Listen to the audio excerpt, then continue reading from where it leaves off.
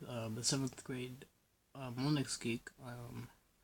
Here with to show off something I found online called JS Linux.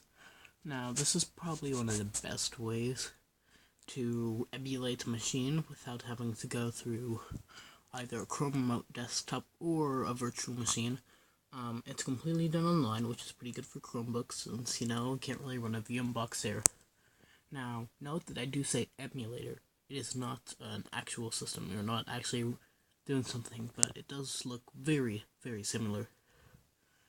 Now, the one problem is it doesn't usually run very fast on slow machines. One of the best ones is Linux X window, similar to what I have here. This is Ubuntu setup that I'm running it on, which is kind of ironic. At any rate, I'll skip ahead until it loads. And we have our desktop. Now, this has the workspace equivalent, and it uses, by doing a right click, you can bring it up. This is the older version, but it does have more apps. Now, more specifically, interestingly, it has a terminal, which I think may be a bit more Unixy, as apt does not run on it. But hey, that could just be me. It's probably, pretty decent for just basic file editing. Now, there's also a top of this Quibax, which I haven't actually figured this out. I might Google it later. I think it's some sort of control over the system or file editor, file viewer, most likely. Maybe it's like an upgraded version of a Nano reader. And finally, and probably most interestingly, there's a web browser.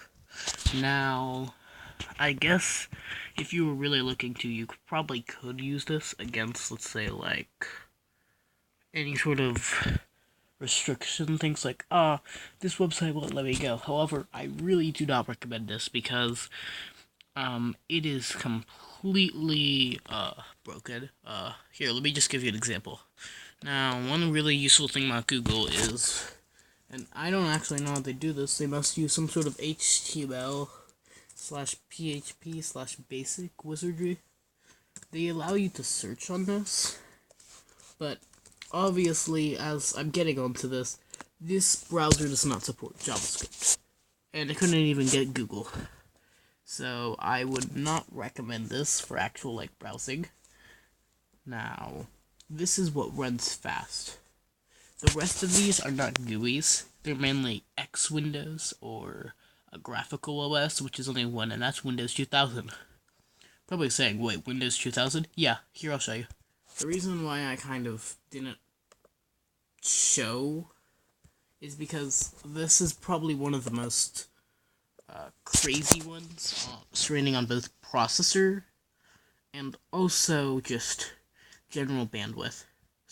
So I wouldn't recommend this in a work environment or something because it'll probably eat up all the bandwidth. But what's really cool about this is it is an actual Windows emulator, down from literally having every single run command and even recycling bits of their code into JS, or at least emulating, which again, this is one whole big emulator, which I found pretty cool. This isn't like TeamPlay or anything. Anywho, let's wait for it to boot, and here it's running. And yep, it is Windows 2000 Professional.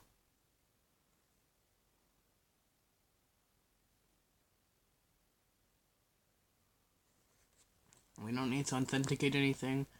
Probably has some bypass code. I doubt actually sure if this is not an emulator because it is very similar in uncanny ways. But what is the coolest about this is this does have Mozilla Firefox. So hypothetically, if you were wanting to wait for Firefox to load, then you could actually probably run some sort of thing. Nothing like high tech, but maybe just check Facebook. No, that would probably strain it too much. But what I feel is really cool is let's just go to run and let's boot up the command line. And the cool thing is this actually works. We can actually boot up the command line. We can even install files on here.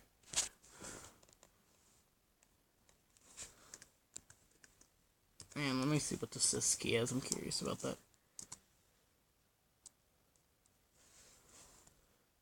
Oh, think we might have hit a weak spot, maybe?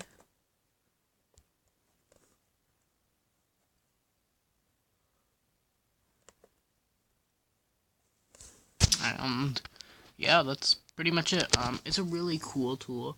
Now, obviously, I only showed out 2 of the rest, but this is FreeDOS, which is a text-based thing. The rest of these are Linux consoles.